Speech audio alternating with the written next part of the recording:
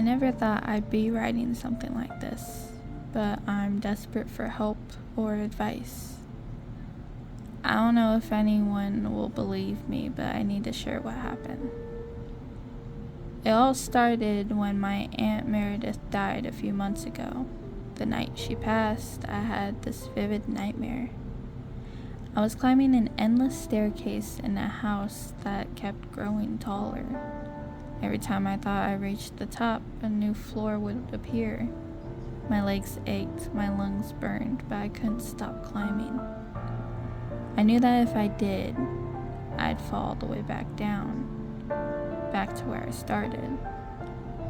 I woke up gasping for air, my phone ringing with the news of Aunt Meredith's death. After our parents passed years ago, my sister Emily spiraled down a dark path for a few years, leaving me to forge a bond with Aunt Meredith. We rented a small apartment in the city back then. I spent countless evenings with her, sparing tea and stories while gently petting her cat, Willis. The reading of Aunt Meredith's will was a shock. Emily inherited the house none of us knew existed while I got Willis. The injustice of it burned. Emily, who barely called Aunt Meredith except for money, got a home, while I, despite my decent job, remained trapped in an overpriced shoebox apartment. With the housing market as insane as it is, owning a home felt like an impossible dream for me. Our resulting fight over this uneven inheritance left us estranged for months. Then, last night, my phone lit up at 2 a.m. with Emily's name. Liz? Emily's voice trembled on the other end. I need you to come over to the house.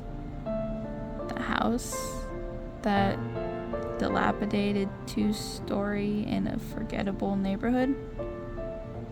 With its peeling paint and overgrown yard, the house that should have been mine, or so I childishly thought.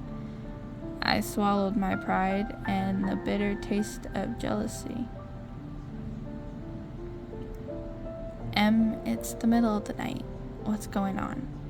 Please, she whispered. I want you to have it.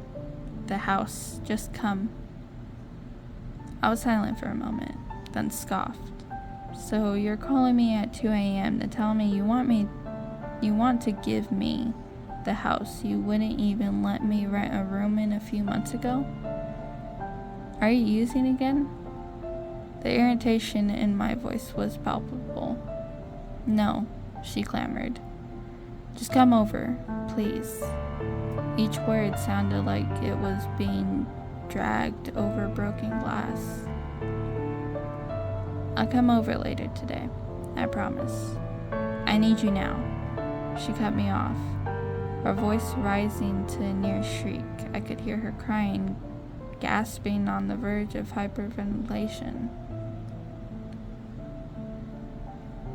My mind in anxiety raced. What if she was using and alone on a bad trip? Riddled with guilt over taking the house instead of sharing it with me, or what if she was having a panic attack, realizing she couldn't take care of a place or afford it? Could she be in a sleep-deprived psychosis and need help? I sighed heavily. Okay, I'm on my way. The drive over was a blur of streetlights and confusion, and as I pulled up to the curb, I had to double-check the address. This couldn't be right. The dilapidated 2-story I remembered first seeing a few months ago had transformed. Fresh paint gleamed in the moonlight, the yard was immaculately manicured, and there was even a new porch swing. It looked like it had been plucked from a home renovation show. Still, as I approached, a chill ran down my spine. Even though the house looked beautiful, shadows seemed to writhe across the facade, the darkness of them unnaturally deep. The air felt thick, oppressive, carrying a copper scent that made my stomach churn. I found the front door ajar. "Emily?" My voice seemed swallowed by the musty air. Stepping inside, I was struck by the interior. Modern furniture clashed with antique fixtures. Sleek, minimalistic pieces sat beside ornate, centuries-old decorations. It was as if the house couldn't decide which era it belonged to. I kept walking as the floorboards creaked ominously under my feet. "Emily?" I called again. Up here, her voice drifted down from the upstairs, oddly flat. As I crept up the stairs, I felt like something was wading through molasses. Family portraits hung on the wall, their eyes following my ascent.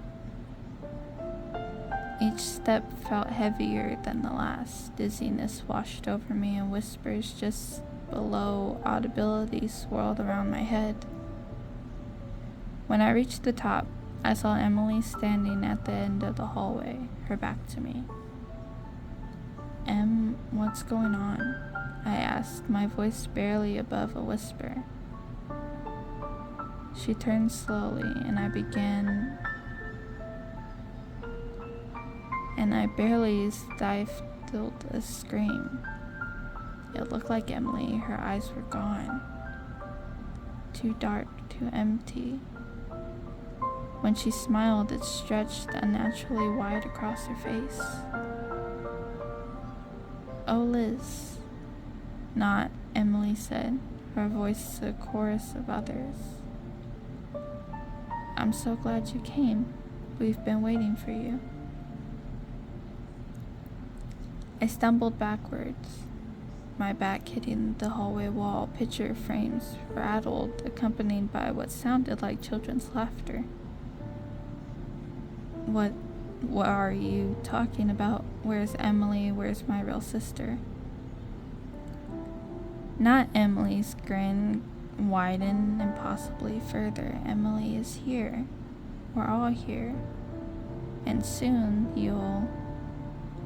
I ran before not Emily could even finish the last sentence. Blind with terror, I crashed down the stairs, slamming into walls as I desperately sought the exit. Behind me, I heard a colony of voices, some calling my name with hungry eagerness, others screaming for help. As I burst through the door, I heard Emily's voice, her real voice, call out from somewhere deep within the house. "Liz, help me, don't leave me here." I froze on the porch, torn between self-preservation and the need to save my sister.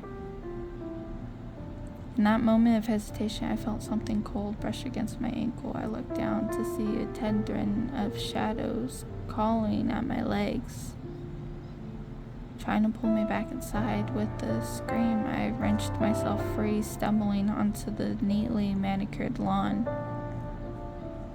As I caught my breath, I felt a familiar nudge against my leg. Willis. How'd he get here? His eyes gleamed in the darkness, and he meowed instantly. Looking back at the house, it was almost as if he was urging me to go back in. Heart pounding, I heard Emily's continued screams for help and realized I couldn't leave my sister. I had to find her. I ran back inside and I followed her voice, dodging grasping shadows and whispers that grew each second.